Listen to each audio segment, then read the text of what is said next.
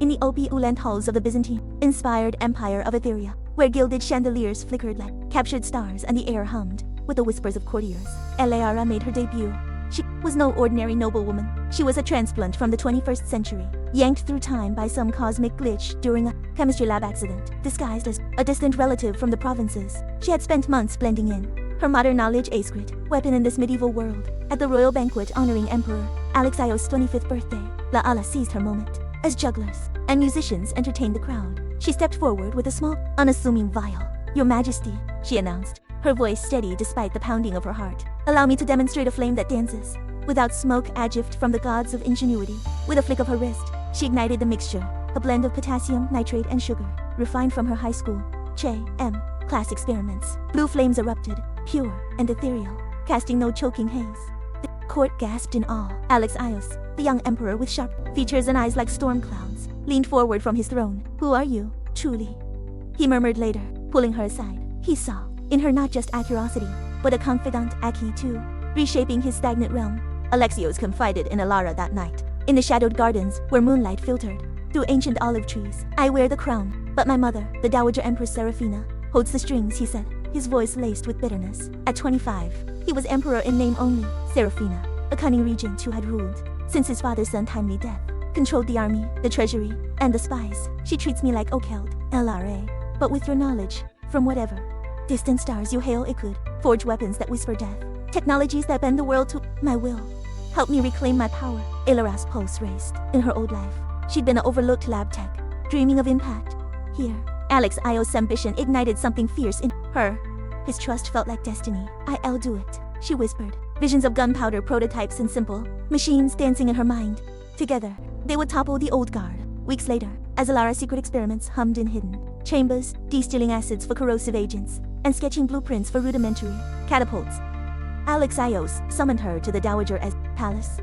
"Mother demands an audience," he said tersely. "Tread carefully. She's a viper." The Dowager's quarters were a labyrinth of silk, tape straws, and incense. Heavy air. Seraphina, regal in her emerald robes, eyed Lyra with predatory curiosity, but it was the woman at her side who stopped Elara cold. Lyra, the Dowager's most trusted handmaiden. She was frail, her once vibrant features etched with lines of defeat, her eyes downcast in perpetual submission. As Seraphina droned on about court politics, Elara noticed Lyra slipping a small book from her sleeve. A tattered paperback with English text, Pride and Prejudice, Jane Austen. In this world, Elara's mind reeled. Lyra was like her traverser from Earth, perhaps decades earlier. But where? Elara burned with fresh defiance. Lyra was broken, her spirit crushed by the Empire's brutal games. She moved like Ashido, fetching tea with mechanical obedience, her gaze avoiding Elara's probing stare. In that moment, pity swelled in Elara's chest. She's what happens if you lose. Elara thought. A failure. Ground down by this world's cruelty. It hardened her resolve. She wouldn't end up like Lyra. Alexios need her. Together they'd rewrite the rules. As Elara left the palace, Lyra whispered, warning echoed in her ear. "Run while you can. The crown devours all." But Lyra ignored it, plunging deeper into her alliance with the Emperor. Little did she know, Lyra's submission hit a spark, and the Empire's shadows held more traversers than she imagined, waiting to ignite a revolution of their own. Elara could unshake the image of Lyra's haunted eyes. Days after their encounter, she petitioned Alexios to transfer the handmaiden to her service. She's wasting away in your mother's clutches, Elara argued, framing it as mercy. "Let me save her, bring her to my side, where she can breathe freely." Alexios agreed, his affection for Elara growing like ivy on ancient walls. But when Lyra approached Lyra in the palace corridors, the older woman met her gaze with calm refusal. "Child," Lyra said softly, her voice a threadbare whisper, "not all cages have bars." She turned away, leaving Elara stunned, the words lingering like Eridol etched in stone. Undeterred, Elara threw herself into her work. In the dim glow of her hidden lab, she sketched blueprints for a rudimentary gun leveraging black powder chemistry and basic metallurgy. She called from online tutorials back home. Alongside it, she outlined a simplified Bessemer process for steel refining, adapting it to the Empire's primitive forges. When she presented them to Alexios in a candlelit chamber, his face lit with manic joy. "You real goddess among mortals," he breathed, pulling her close. "With these, I'll shatter mother's script. And you'll be my empress, Elara. One life, one world, one pair forever." His promise wrapped around her like silk, sweet and binding. For her protection, he relocated her to a lavish pavilion on the palace outskirts, a gilded cage of marble columns and blooming gardens, sealed from the world by loyal guards. Elara told herself it was temporary, a sanctuary for her innovations. But as days blurred into weeks, the isolation gnawed at her. Her only visitors, Alexios, and his whispered vows. Through Lyra's eyes, the past unfurled like a faded tapestry. 20 years ago, she had arrived in Etheria much like Elara, pulled from 1980s America during Alabaramish AP, her head full of novels and nascent tech ideas. She had led the late Emperor Darius, Alexios' father, with strategies for siege engines and crop rotation. We modernized the realm, Darius had promised, his ambitions mirroring his son's. But as Lyra's influence swelled, so did the Emperor's paranoia. Her talents threatened his throne. He deemed her a witch, too powerful to roam free. In a moonless night, guards dragged her to a dungeon, where Darius himself offered agablat, of poisoned wine, for the Empire's sake. He intoned. Death seemed certain until Seraphina, then the young queen, intervened. With cunning sleight of hand, she swapped Lyra for a disguised corpse, smuggling her out under cover of darkness. "We real like you and I," Seraphina had said in the hidden tunnels. "Survivors in Amon's game. Join me, and we outlast them all." From that shadowed pact, a secret alliance was born. Lyra, as Seraphine's eyes and ears, biding time and subservience. Now, in the present, the game unfolded with ruthless precision. Every blueprint Elara slipped to Alexios found its way to Lyra Shan's pilfered during midnight.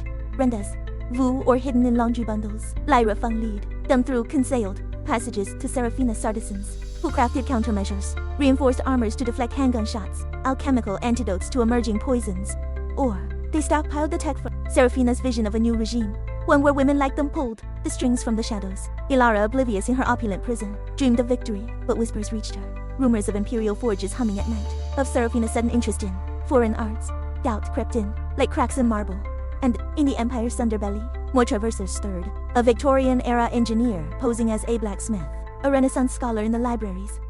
Lyra's spark was fanning into flame, and the revolution brewed not for Alexios' glory, but for era cunning that would topple crowns and cages alike. The night of the coup descended upon Etheria like a velvet shroud, heavy with the scent of impending storm. Emboldened by months of clandestine preparations, deemed the moment ripe. Elara's innovations had birthed Eli Guard, soldiers clad in prototype steel, plated armor, wielding handheld firearms that spat fire, and led with deadly precision. "Tonight, we reclaim the throne," Alexios declared to his loyalists in the undercroft of the imperial palace, his voice echoing off stone walls slick with torch light. The plan was audacious, a swift strike at Seraphina's sinner sanctum during the Midnight Council, where she convened with her most trusted advisors. As the clock struck 12, Alexios' forces burst into the grand hall. Gunshots cracked like thunder, scattering the Dowager squads in chaos. Elara, hidden in the shadows of a balcony, watched with a mix of pride and trepidation as her creations turned the tide. Rudimentary grenades, glass orbs filled with explosive mixtures lobbed into the fray, erupting in flashes of light and ACRID smoke. Seraphina's defenders fell back, their swords and spears no match for the Emperor's divine arsenal. Alexios strode forward, pistol in hand, his eyes alight with triumph. "Mother," he sneered, leveling the weapon at her throne, "your reign ends here." But in the decisive confrontation, as victory seemed within grasp, Alexios pivoted with chilling calculation. The court, aghast at the bloodshed, murmured dissent, whispers of sorcery and unholy pacts rippling through the conservative nobles, who clung to tradition like lifelines to quell the unrest and solidify his rule. Alexios turned his gaze to Elara, dragging her from her perch into the center of the hall. "This woman," he proclaimed, his voice booming for all to hear, "is a witch who has bewitched my mind. These infernal devices are her doing, blasphemo, US inventions that defy the gods." The crowd gasped as guards seized her, binding her wrists with iron chains. Elara swirled, shattered, betrayal burned hotter than any flame she'd conjured. It mirrored Lyra's fate 2 decades prior, a trusted ally sacrificed on the altar of power, branded a heretic to appease the old guard. The climax erupted in the hall's tense silence, as Lyra was forced to her knees before the executioner's block. The axe, Jill aimed under the chandeliers, its edge whispering promises of swift end. Tears stung her eyes, not from fear, but from the raw sting of deception. "Alexios," she whispered, "how could you?" He averted his gaze, feigning remorse for the spectators. Then from the periphery, Lyra stepped forward with deliberate grace. The frail handmaiden, long dismissed as a broken relic, reached up and peeled away the thin, lifelike mask that had aged her features into obscurity. Beneath emerged a face of striking poise, high cheekbones echoing the late Emperor Darius lineage, eyes sharp with intellect and authority, a mar red by the years she'd feigned. The court recoiled in shock. Even Seraphina's lips curved in a subtle smile. "Enough of this farce," Lyra declared, her voice resonant and commanding, shedding the whispery veil of subservience. She revealed the truth with unflinching calm. "Every move you've made, Alexios, was anticipated. Your whispers in the gardens, your stolen blueprints, they flowed to us like tributaries to a river. Those weapons you boast of, mere toys against the fortifications we VA built, in secret walls, laced with fire-retardant compounds, shields forged from your own, stolen steel recipes. As she spoke, hidden panels in the hall slid open, revealing Seraphine's true forces. Archers, with crossbows, enhanced by Elara's designs, turned against their creator. Alexios' Salite Guard faltered, their guns jamming from sabotaged powder. Courtesy of Lyra's Estel interventions, checkmate fell swiftly. A masterstroke in the Empire's grand chessboard. Seraphina's armies, concealed in the palace's labyrinthine wings, surged forth with disciplined fury. They disarmed Alexios' bosom moments, the Kusiar humbling like sand castles. Before Atide, the young emperor, now shackled and dragged to his knees, stared in horror as the pieces aligned. This was all Atra, he stammered, realization dawning like a cold dawn. From the beginning, Seraphina confirmed, rising from her throne with regal poise. You thought yourself the player, my son, but you were merely a pawn. Lyra and I have woven this web for years, harnessing the knowledge of traverses like Alea to ensure our survival. The hall fell silent as guards led Alexios away, his dreams of power evaporating into the night. Elara, spared at Lyra's insistence, was untied, her eyes meeting her predecessor, synamics of gratitude and awe. In the Empire's shadows, the true revolution stirred, not of crowns, but of those who had long been caged, ready to forge a new era from the ashes of betrayal. The revelation. The bloodstains in the throne room were quickly scrubbed away with salt and vinegar, but Allen green warm th still radiated from the cracked marble. A breeze poured through the high windows, stirring the heavy crimson banners and carrying a mixed scent of gunpowder and citrus oil. Servants, with faces hidden and eyes downcast, cleared away overturned chairs and shattered armor, leaving only a single path down the center, a straight road to the heart of power, with an undeniable calm. Lyra walked to Elara's side. There was no embrace, no pleasantry. She simply placed Asmo's silver button, still warm from her own body, into Elara's palm. It was the mark used for recognition among their secret network, and it was the key to the answer. Our goal was never to support an enlightened monarch. Lyra's voice was like a blade slicing through silk, clean and without a frayed edge. Because once a crown is worn, even the clear saint mind will slowly be warped by the weight of power. Our goal was to dismantle the very skeleton that twists the human heart and replace it with a new one where fate is no longer decided by male bloodlines, where a family tree can no longer lord over a city of people. She laid out her words meticulously, as if unfurling the threads of her years-long plan before Elara. Alexios Wesmer to fishish, Lyra stated unflinching. We allowed him to steal the schematics, to bring his new armaments to the fore, so that the old nobility, the old clergy, and the old guilds could witness with their own eyes just how pathetic the system is when faced with a new world. We need a failure, loud enough for everyone to hear. We let rumors sprout in the gardens, and pruned them at the city gates. We left a formula for gunpowder, 1 part true and 9 parts false, and we applied fire-retardant coatings to the palace walls and military shields. She glanced toward the throne. We let the banner of divine right dry out in the wind, only to tear it down before everyone says. Lara listened in silence. The sting of betrayal still burned, but with every word Lyra spoke, it felt as if a valve was being turned in her chest, allowing the tide of anger and confusion to recede. Why are you telling me this? She asked. Because you are not a tool. You area variable, Lyra answered. But the possibility for Acity and its people too live differently. Our web has been woven for many years. When the time came to remove the masks, the truth had to be given to someone who could grasp it. She paused, her tone softening for the first time. Elara, what you learned in that other world was unvowed to build Agon, but how to build an institution. The choice, at the foot of the throne.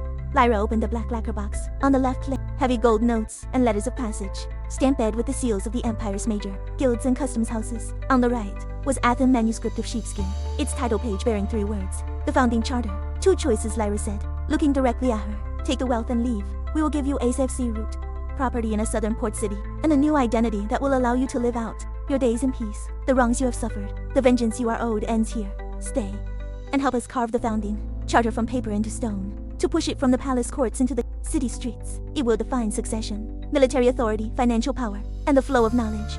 It will dictate who can declare war, who can overturn an unjust tax levy, and it will ensure that our school is closer to every child than a priori. Elara did not immediately reach for either. She stared at the thin manuscript as if it were an invisible door. She remembered the bite of iron chains on her wrists, the cold gleam of an axe blade, the way Alexios had abated his eyes. But she also remembered the moment she first heard a firearm roar from the balcony, and how she felt the city tremble, as if it were waking up. I will stay, she said, her voice steady, but I have conditions. She listed them not to bargain, but to draw a line, establish a public institute of knowledge and a directorate of crafts. Knowledge will be public, patents will be temporary, weaponry will be overseen by a civilian body, and the army will swear allegiance to the charter, not to a person. Create an auditor general and an independent judiciary. Finances and military budgets will be published quarterly. Treason and abuse of power will be equally prosecuted, with the same law for royalty and commoner alike. Abolish male preference primogeniture. Establish community councils in the provinces, with seats filled by rotating representatives from guilds, townships, and women's delegations. APR Ivy Council will be established at the center, separating military and political power. Establish an ethics committee. All experiments involving firearms, alchemy, and human subjects must be registered. Violators will not be absolved by their genius or their past deeds. After listening, Lyra smiled without reservation. I was hoping for someone who would dare to pound the table in my presence. She pushed the sheepskin charter toward Ella, then add your name to it. Resolution. In the afternoon, the clock tower struck for the third time. The great doors of the throne room were opened to their widest extent, and sunlight pierced the hall like a golden thread. The officials of the court, clad in their formal attire, stood in two perfect wings. Outside, citizens and guild representatives gathered in layers. The distant sound of drums and horns like Attide, not loud but building. Dowager Empress Seraphina, dressed in a gown of black and gold, stepped from the shadows into the light. She wore no crown.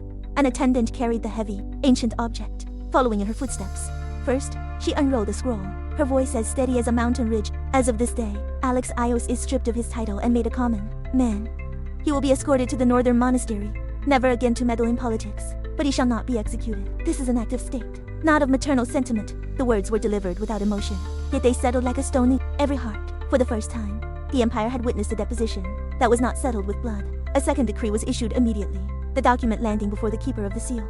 Its red ink as bright as a freshly split pomegranate. Today, I, Seraphina, ascend the throne as the first empress regnant of the empire. The title of emperor shall no longer be the exclusive right of a bloodline, but that of the guardian of the law. With this body, I shall first be subject to the law, and only then shall I have power. A third decree followed swiftly, a single line that brought of movement to every face in the hall. Lyra is hereby appointed Chancellor of the Empire to enact 100 days of reform under the authority of the founding charter. Outside the gates, the cheers finally broke like a spring flood over a dam. Guild representatives raised blue and white flags bearing the words Community Council. Women unpinned the silver needles from their hair, bending them into circles too, linked together as bracelets, as if to create a wear-able memory of this moment. Lyra accepted the Chancellor as staff under the gaze of the assembly, then turned her eyes to Lara. Lara walked up 3 steps, positioning herself between the throne and the courtiers, and read aloud the primary articles of the founding charter. Male preference primogeniture is abolished. All matters of state succession will follow legal statutes and elections, without preference to gender. Military authority belongs to the state. The palace guard shall not interfere in politics. The military oath is to the founding charter. A public institute of knowledge and the Directorate of Crafts shall be established. Technology will be made public, tuition reduced, and rural schooling expanded, with the goal of doubling the literacy rate within adequate. Financial authority shall be transparent. An auditor general will be appointed, and financial records published quarterly. The military budget will be subject to oversight by both the council and the judiciary. Guilds shall be reformed, their membership opened, monopolies broken, and artisans granted equity. Workshops will have mandated safety standards. The judiciary shall be independent, with jury trials to be pilot-ed.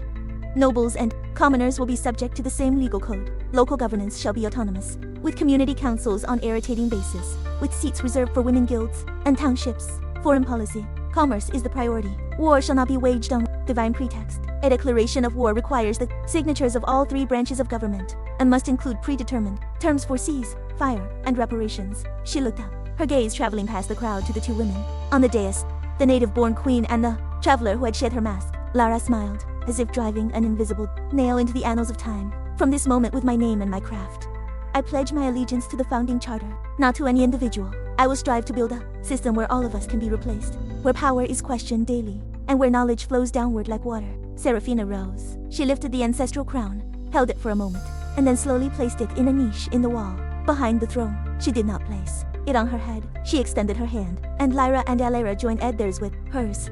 Their palms were all calloused from different kinds of labor, but all aimed at building the same city. The bell tolled Afforth's time. A flock of doves burst from the cathedral windows, circling once before returning to the rooftops of the city outside. The wind snapped at the newly forged flags, which no longer depicted a single divine bird, but 3 interwoven bands: law, community, and knowledge. The new era did not begin with a thunder clap, but with the slow, deliberate sheathing of swords and the careful pressing of words on paper into stone. Some were cheering, some were weeping, and some were already scheming. It did not matter. The gears had engaged. The order had begun to turn. Every morning from now on would be a trial run for this new machine.